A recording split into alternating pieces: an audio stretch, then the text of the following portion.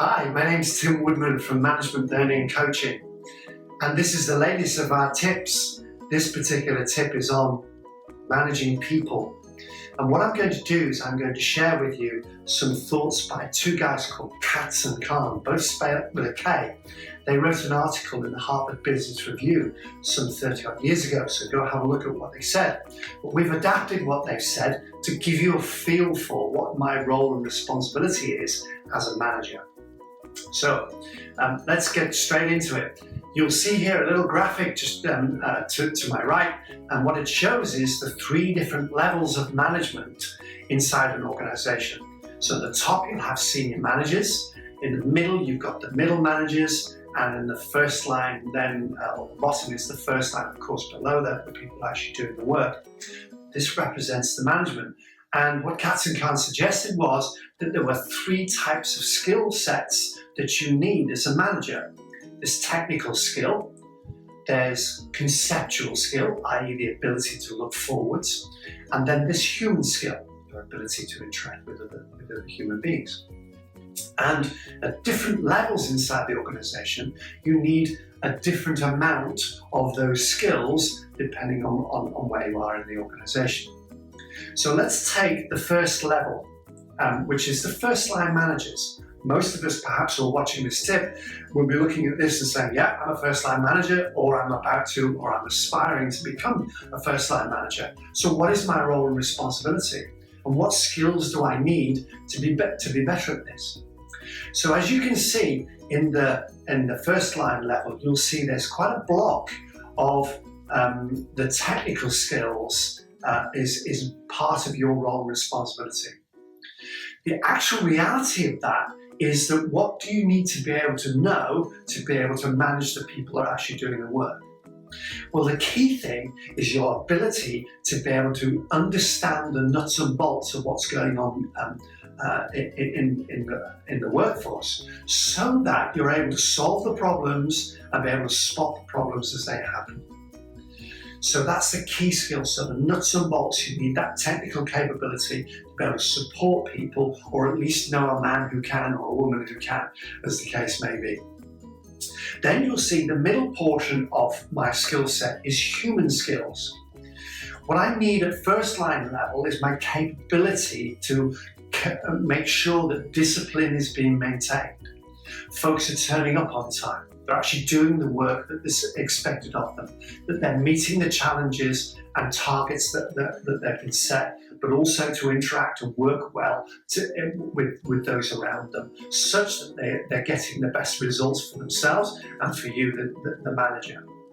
And then you'll see the last portion is the conceptualization. So as a first line manager, typically I'm looking at the day-to-day operations. So have I got the right people doing the right things today? What about tomorrow? What about in a week's time, maybe 2 or 4 weeks' time? But I don't need really to be thinking a lot further than that. So as a first line manager, I need a lot of technical skill to be able to understand what my team are doing, to be able to resolve the problems which are which potentially are being created by the enactment or the delivery on the work, but also to be able to decide who's going to do what and decide what work needs to be accomplished. So that capability to look forwards maybe a week or 2 weeks in advance. From a human skill point of view, I need to be able to make sure I can maintain discipline and make sure people are interacting with each other. In other words, looking at from a leadership perspective, my human skills are really, really important, and team working as well. Let's go now to the middle portion, which is the middle managers. I'm not going to say too much about these guys because I'm going to come back to them. But typically, what technical skill do you need as a middle manager? You're managing managers who are managing the guys doing the work. Well, typically, you need the ability to appreciate what's going on and that first principle knowledge to be able to look at a particular problem when your manager comes to you and says, we tried this, it isn't working, what do I do? The ability to then go back to first principles and then work it through from there. From a human skill point of view, again, it's quite a significant block of the skills that I need from a managerial perspective, is I need the capability to manage and coach my managers to manage. I don't want them doing things, I want them managing. So my capability to actually manage that and coach them into doing that. So my capability to lead and coach and develop good teamwork within my managers and within their particular teams is what I've got to get good at in the human skill element. You'll see from conceptualization, things are starting to expand out. And probably I should be thinking about 6 months, maybe a year down the road, and looking at that in some kind of detail. I'll come back to that in a minute. So let's now look at the senior managers, and then I'll come back to the middle managers because of the issues that this structure throws up. Senior managers still have some technical knowledge that they need. Think about it. If I'm managing a division or a business, what do I actually need to know about the day-to-day stuff? Well, the answer to that is nothing, really. But what I do need to know is a certain amount of understanding of what are the technical issues that are causing challenges at that first line level, at the ground floor level. What's causing me problem at the workforce level that I might be able to help resolve and deal with by thinking about a long-term future. You'll see I've got a huge block of human skills as well, but that has two ways to look at it. One is to look at outwards, my ability to connect with and communicate with people who are interested in what we're up to, our investors, our shareholders, the owners of the business perhaps, and other people who may be interested in what we're about, our suppliers, our customers. Those are the people that I need to connect with and make contact with, and vice versa. I also need to be able to communicate to the workforce through 2 or 3 levels of management. Not easily done, and often opportunities are missed by senior managers in doing so. And then lastly, of course, there's the conceptualization skills. My job as a senior manager is to look into the future, to try and look at what this business is going to look like, and then shape the business and plan for that eventuality. In conceptualizing down the road, how far forward should I look? Well, that depends on the technical capability of your business and how fast that technical capability may be changing. So if we take computer industry as an example, these guys are actually moving really quickly. So maybe a year, 2 years, 3 years down the road is probably far enough, because technology is changing so quick that actually it's very difficult to conceptualize what may be happening in 2, 3, 4 years down the road. The railways, perhaps as an extreme example at the other end of the scale, those guys don't change their rolling stock perhaps until once every 30, 40 years.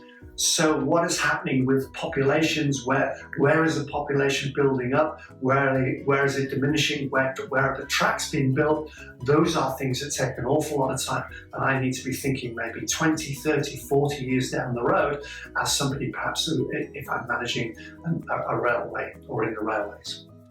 And of course everything in between. So let's come back to the middle managers now. So the senior managers need to be thinking a long-term forward. They also need to be understanding what's going on in the first line and in the workforce level, such that I may have to conceptualize how we may solve some of those challenges, such that we've got the systems and business procedures and maybe equipment to be able to do that. So that looks at the what in conceptualization. For the middle managers, those plans will come toward you. So when those plans of maybe 4 or 5 years of conceptualized 2 or 3 years previously then come to you, you've probably got about a year or 2 years to make these things work.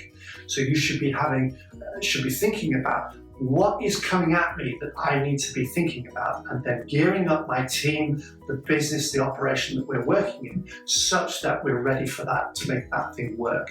That takes away perhaps some of the difficulties or challenges that we face at ground floor level.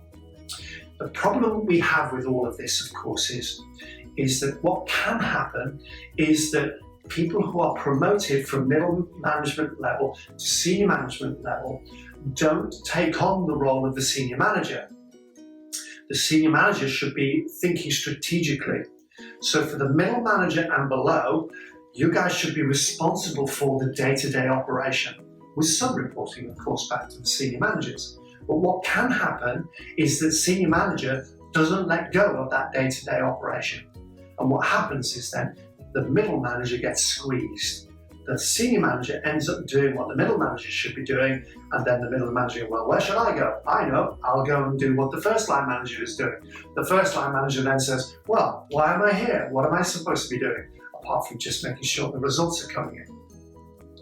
So I hope that gives you some kind of idea of some of the difficulties that might face with individual organisations. It's something that we come across when we're coaching and consulting into some businesses about how they're operating and how they're working. Is we look at what's going on at the different levels of the organisation, and we look at where that overlap is. So at first line level, you need to be thinking about day to day, is it happening 4 to 5 weeks in advance, keeping your head up, make sure that things are happening as they should be. Human skills wise, it's one-to-one and developing, making sure discipline, making sure people are turning up on time, etc., and doing the work they should. At middle management level, I need to be managing managers, making sure the managers actually are managing and not still doing. And making sure that I'm feeding the difficulties that we might be facing on the ground floor up to the top level guys, so that they can say, okay, in 4 or 5 years' time, what should this look like? And then conceptualizing business plans that go, provide the results that the businesses are looking for.